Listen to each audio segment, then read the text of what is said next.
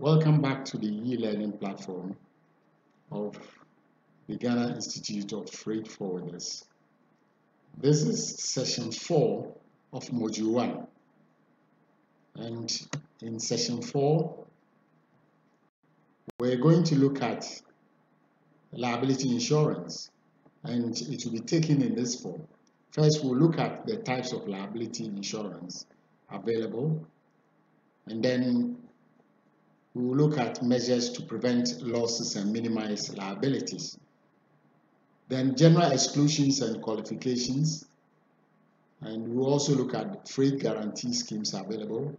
And lastly, settlement of claims by general and for non-vessel owning common carriers. There are 3 types of liability insurance available to freight forwarders, and they are limited liability insurance cover, full liability insurance cover, and top-up liability insurance cover, as the name implies. Let's start with limited liability insurance cover. On the basis of the standard trading conditions that we looked at, which lay down the limit of a freight forwarder's liability, the forwarder has the option to take insurance only to meet the cover they require, and that may be limited liability as the standard trading conditions would have. A forwarder has also the option to accept a deductible franchise under which they can bear self-insurance up to a certain proportion of each claim. And this is how it works. The higher the deductible amount, the lower will be the premium.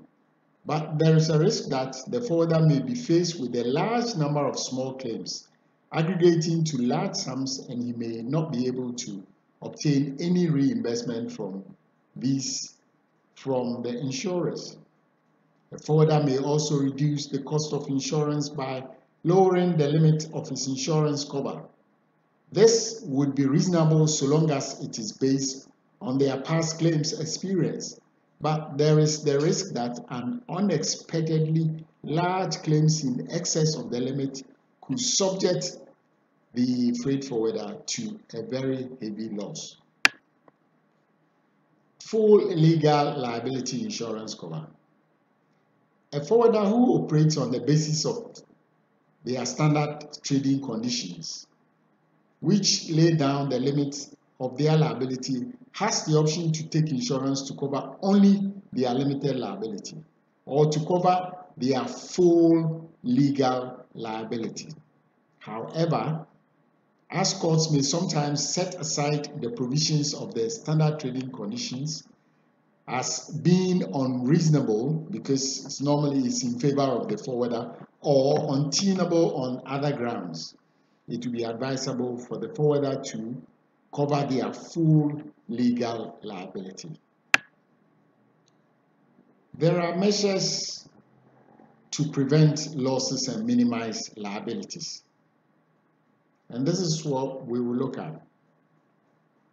Now, a freight forwarder or a freight forwarding organization can take many steps, some of which are outlined, to minimize their exposure to risk giving rise to liabilities. First, if the staff of the freight forwarding company are adequately trained so that they are conversant with the STC and other transport documents and are able to handle claims and recoveries efficiently and expeditiously, it might prevent or minimize their liability. Untrained staff are likely to really commit a lot of mistakes and errors, and that could give rise to a lot of claims by customers.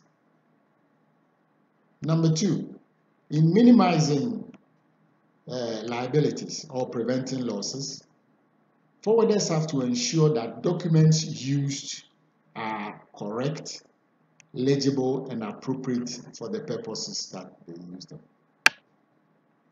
The freight forwarder should make sure that the STC under which they operate are understood and accepted by their customer and their subcontractors.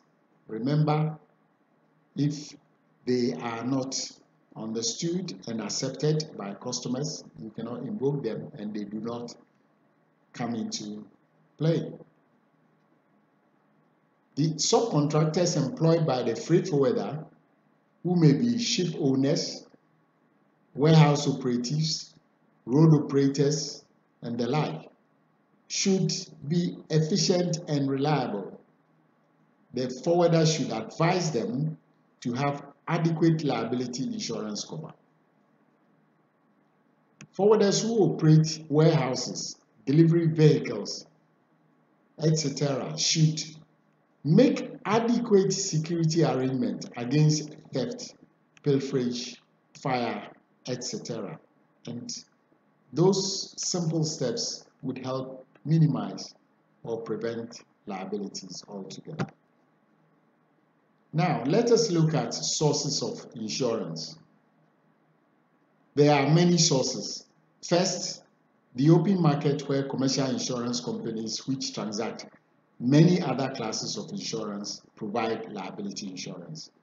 Second, there is the famous insurance market known as the Lloyd's of London, which offers insurance coverage to its members, which are insurance companies.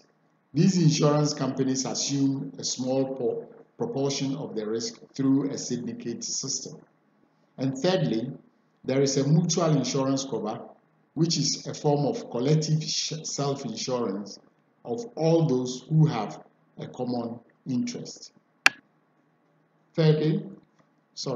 Fourth, there are insurance brokers in many countries who have considerable expertise in this field and are able not only to negotiate liability insurance with insurers, but also advise forwarders on loss prevention, risk management, and claims procedures. And by this, I know GIF has insurance brokers who act on behalf of the association.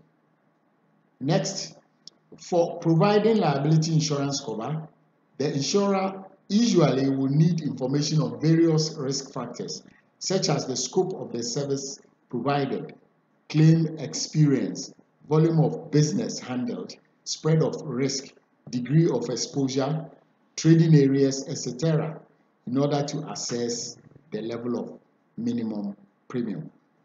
Without these parameters being covered, it might be difficult, for a forwarder to obtain the proper cover.